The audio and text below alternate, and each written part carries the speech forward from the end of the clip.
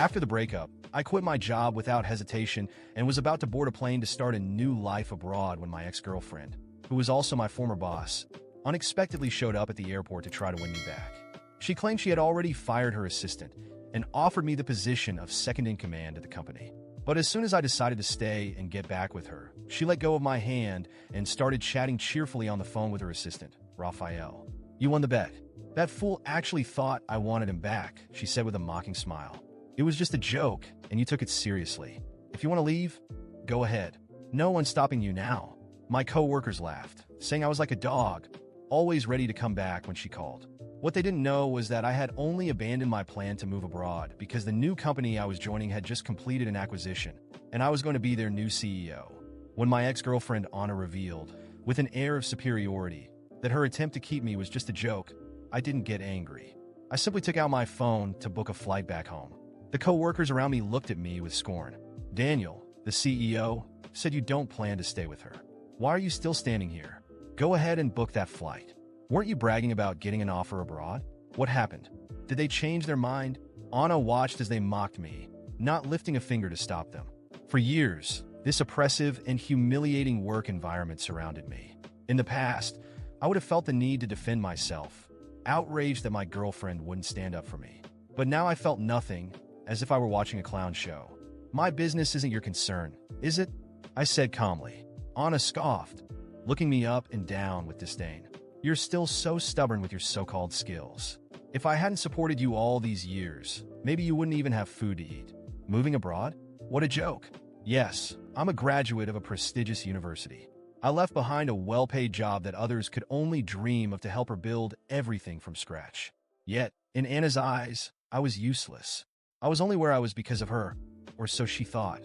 I almost laughed. I loved her deeply. Even after years of damage, I remained stuck in a manager position and never complained.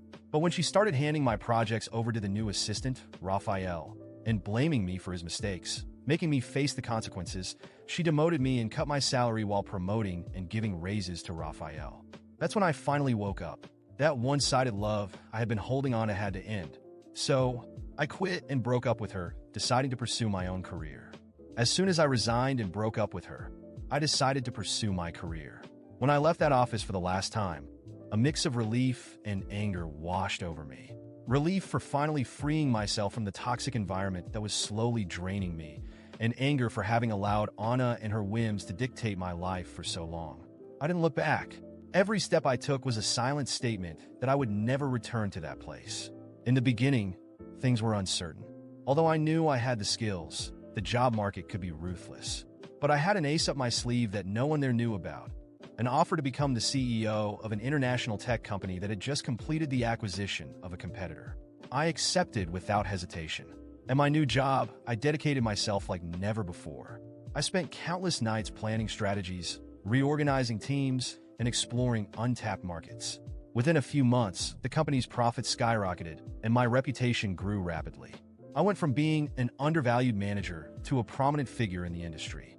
Everyone recognized my efforts, and for the first time, I truly felt I was reaping the rewards of my hard work. While I thrived, Anna and everything that had happened remained an open wound. It wasn't just about her treatment or the humiliations. It was about how she and my colleagues thought they could play with my life. I promised myself I would move on, but deep down, the idea of justice still burned within me. Over time, my new company began expanding its operations into Anna's home country. We became one of the largest investors in the sector, and I knew it was only a matter of time before our paths crossed again. When that happened, I wanted to be ready. It wouldn't just be a reunion, it would be my victory. Through contacts, I discovered that Anna was still working at the same company. Now as CEO, she apparently believed she was at the top. That only fueled my determination. I began researching the market and analyzing companies that could be strategic partners. It didn't take long to identify Anna's company as the ideal candidate. I personally reached out to the company's owner, presenting a significant investment proposal.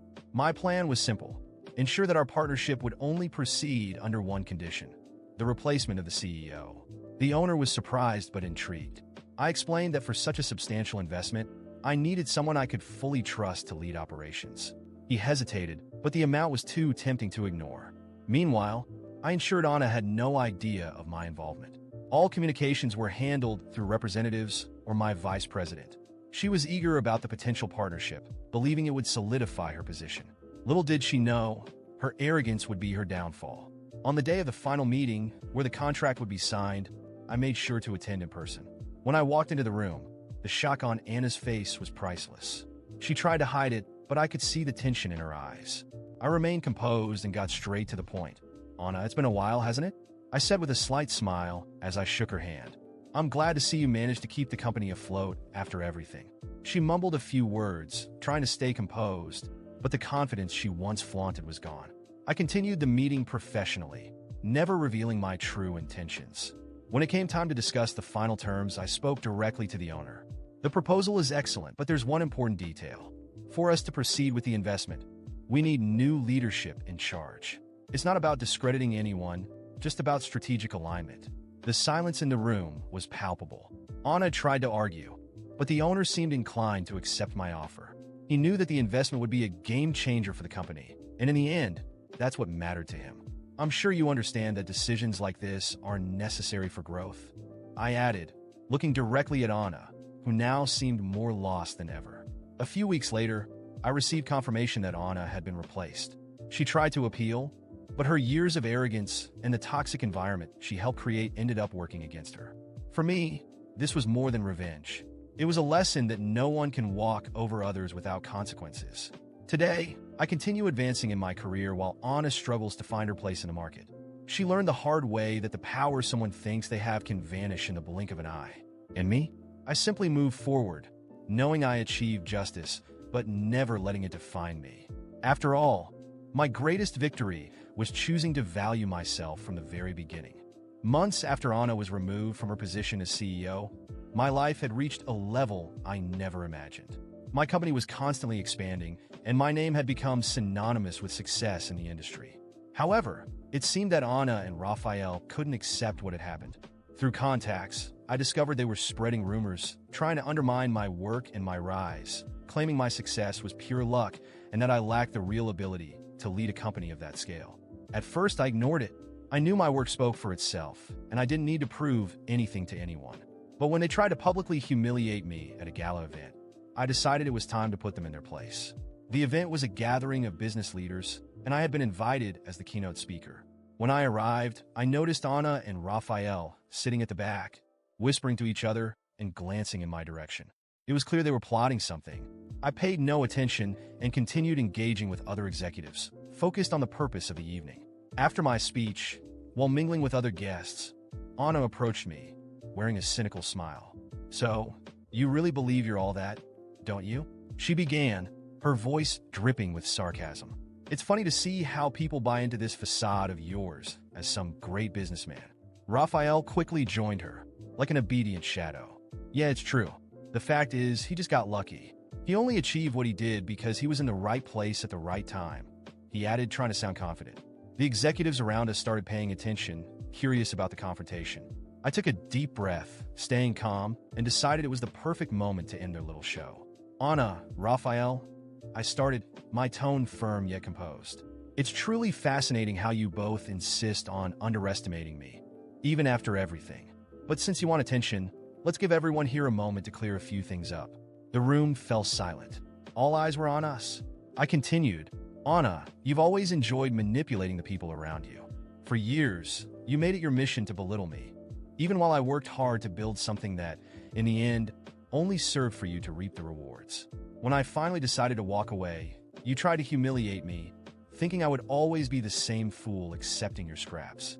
But look where we are today. You were removed because your toxic leadership destroyed your own reputation." She tried to interrupt, but I raised my hand, signaling her to stay quiet.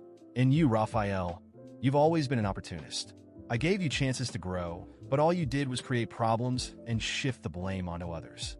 The only reason you got anywhere was because Anna chose to protect you while sacrificing those who truly made a difference."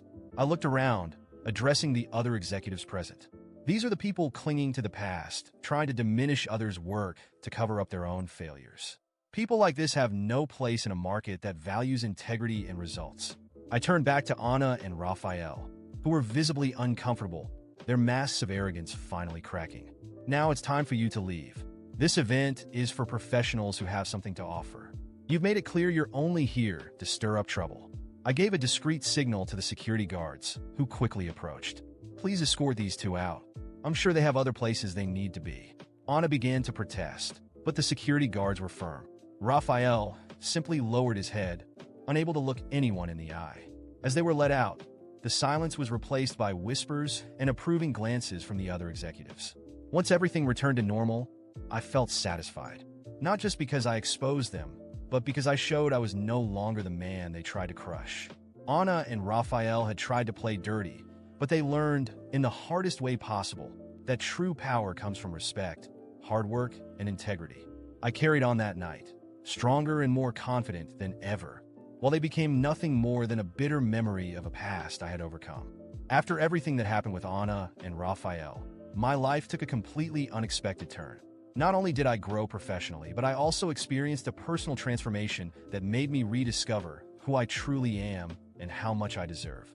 The path wasn't easy, but looking back now, I realized that every obstacle, every humiliation, and every disappointment was necessary for me to get to where I am today. Anna, after being removed from her position as CEO, tried to rebuild her career at other companies. However, the shadow of her toxic and manipulative behavior followed her wherever she went. In the corporate world, news travels fast, and no one wanted to associate with someone who ruined a company because of their ego. At first, she tried to rely on her old connections, people who were once under her influence. But even those allies distanced themselves when they realized their own reputations could be damaged by supporting her. Anna ended up accepting positions far below what she once had, desperately trying to rebuild her image, but it was clear her time had passed. The woman who once believed she was on top of the world was now stuck in an irrelevant position, struggling to be taken seriously. For me, this wasn't revenge. It was simply the natural consequence of her choices. Raphael fell even faster. Always hiding behind Anna's protection, his credibility crumbled as soon as his workplace misconduct came to light. With no one to cover up his mistakes, he was fired from several positions in a short period. He tried to switch industries, but his reputation followed him.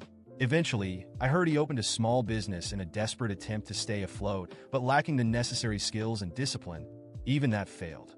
In the end, Raphael was reduced to taking mediocre jobs where no one knew about his past or his failures. While they struggled to pick up the pieces of their lives, I moved forward in leaps and bounds. My company grew exponentially, expanding into new markets and solidifying itself as a leader in innovation and development. I became a prominent name in the industry, with constant invitations to events, speaking engagements, and partnerships. But beyond professional success, I realized there was something even more important: building a genuine personal life, something I never had with Anna. That's when I met Isabella. It wasn't something planned or grand. It happened during a casual gathering, introduced by mutual friends. I was there without many expectations, and I remember noticing her immediately. There was something about her energy, her genuine smile, and the way she spoke that caught my attention. We started talking, and to my surprise, there were no games, no manipulation, no masks. Isabella was authentic, straightforward, and carried a lightness that felt almost unreal after everything I had been through. Over time, our conversations became more frequent, and what began as a friendship grew into something much deeper. Isabella not only understood my ambitions, but also encouraged me to be better. Unlike Anna, who constantly tried to diminish my achievements or make me feel inadequate, Isabella celebrated every victory as if it were her own. She stood by me during difficult times and reminded me, in moments of doubt, that I didn't have to face everything alone. Everything I once imagined I would have with Anna, companionship, mutual respect, and a genuine connection, I found with Isabella, but on a much greater level. She wasn't just my partner. She was my friend, confidant, and greatest supporter. When I came home after a hard day, I knew she would be there, not to judge me, but to share in both the victories and the defeats. With her, I learned what true love really means: balance, mutual support, and a partnership that lifts you up instead of dragging you down. Today, after more than 2 years together, I can confidently say I've never been happier. Isabella not only surpassed all my expectations of love, but also helped me realize that I deserved far more than what I once settled for. When I think of Anna now, I feel nothing but indifference. She's worth no more than the shoes on my feet. And I say that without resentment, but with the certainty that she no longer holds any power over me. Everything I once desired and idealized with Anna, I now have with Isabella, and it's so much better than anything I could have imagined. The life I dreamed of in moments of frustration doesn't even come close to the incredible reality I live now. Isabella showed me that love isn't a constant battle, but a space for mutual support, growth, and joy. Looking back, I realized that every hardship was necessary. If I hadn't faced Anna's humiliations, betrayals, and disdain, I might never have had the courage to walk away and seek something better. I might never have met Isabella or learned to value myself the way I truly deserve. Now my life feels complete. I have an amazing woman by my side, a solid career, and above all, the peace of knowing I've left the past where it belongs. Anna and Raphael are nothing more than distant memories of a closed chapter.